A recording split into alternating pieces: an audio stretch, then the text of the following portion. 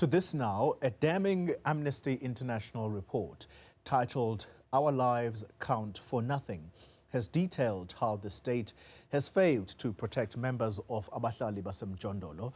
More than 20 members of the movement have been killed since 2005, with the report saying the slain members and their families are yet to receive justice. Now, last night, I spoke to the Socio-Economic Rights Institute of South Africa's Nomzamo Zondo, who made damning claims against the African National Congress members involved in some of the murders of Abahlali baseMjondolo.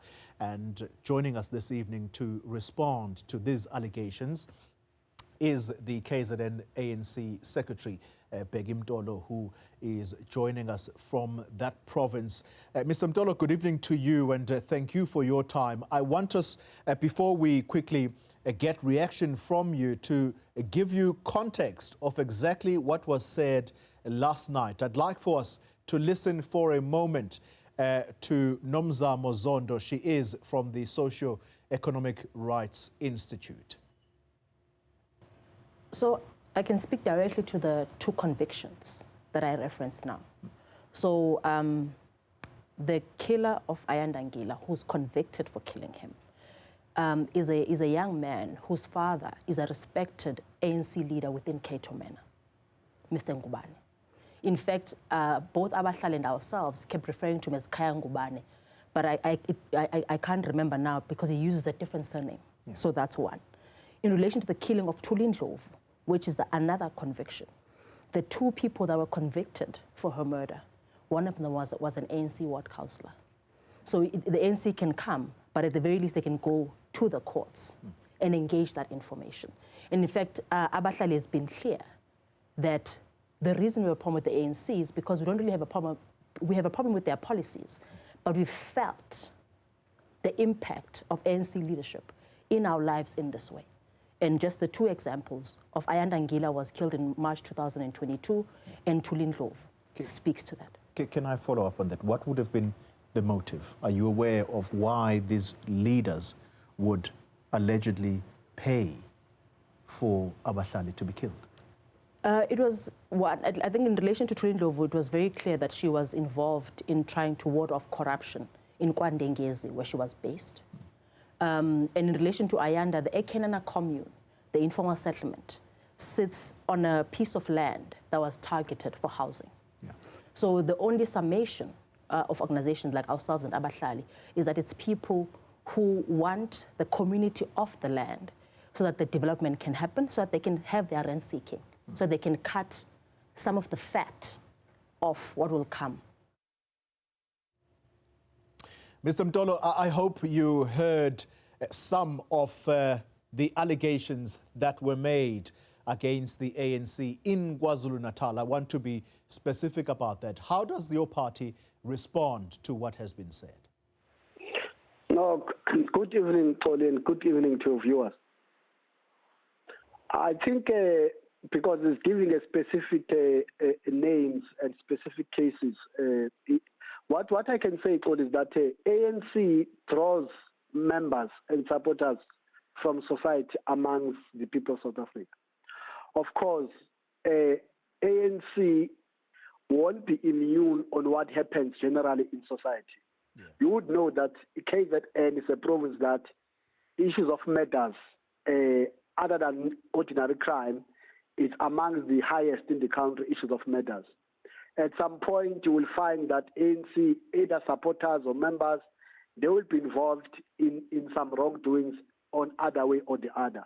But it's not that it's a widespread of how ANC members behave, but you'll find that there will be a killing of an ANC, maybe an ANC leader, only to find that among the implicated, there will be one or two of ANC leaders.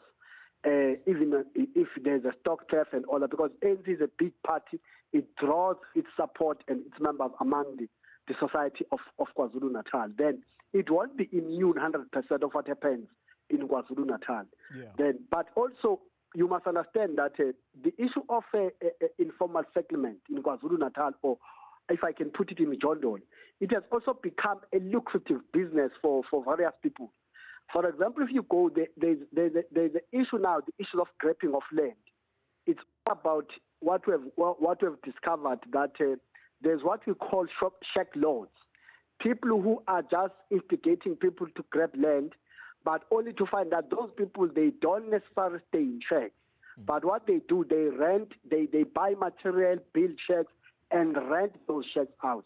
Yeah. It's where you find that in most cases, when housing projects are built around those communities, which we call it slum clearance, okay, the same people will frustrate the project to come to its completion, because once the project is complete, those people are relocated, then the shack lords are losing income. Then there's a lot of things that happen in informal settlement. Well, when you say that the informal settlements, or should we say the mushrooming of informal settlement, has become a lucrative business for some people, there is a unit that my guests last night spoke about. It's called the Land Control Unit. What do you know about the existence of this unit, and what is it that they do exactly for the municipality? What happens, Xoli, is that, you see, here municipalities are operating under a very complex environment. You find that in an area that we all know, that in this area there are no people. You wake up tomorrow, there are already shacks, and these shacks are erected during the night, and already there are beds, there are pots, there are people. It's like people are already staying. Then if the municipality goes to court, firstly, the municipality must identify each and every person that is there. That takes 1 or 2 or 5 days. Then while it identifies those people, because if you go to court, you must interdict human beings, that these are the people who are staying here. While you are doing that, when you go there, already these people who don't know where to get money, while you think they are poor, they will get a very good advocate, a senior counsel, who will defend them. And then their defense is very simple, that yes, we know we are sitting here, we are illegal, but we are already staying here. Then the court will say, okay, you can remove them, but because they are already staying here, find an alternative accommodation for them. You can go to Ethekwini, you can go where I was living as a man, Coxted. Various municipalities, secondary cities, they got those court decisions that they are there, but it's impracticable to implement it. You got 500 people who are here that the court says, yes, it agrees that you must demolish their shacks, you must remove them. But on one condition, you find them an alternative accommodation. Let's then conclude the conversation on what people essentially would want to hear from the ANC, and I think it's quite specific. So there are people from your organization that today sit in jail as a direct result of them having been found guilty of orchestrating murders of Abahlali baseMjondolo. Does the ANC distance itself from such people, but over and above that, what is it that you are doing to rid the party of these bad elements? Because as much as you may have an informal settlement that is mushrooming and is becoming a lucrative business, to use your words, but at the end of the day, it is human beings, people with children who live in these structures. Theirs is just a roof over their heads. You are correct, Xoli. That's why we always say this to South Africans, that they must not take the issue of the ANC's decision to engage in organizational renewal.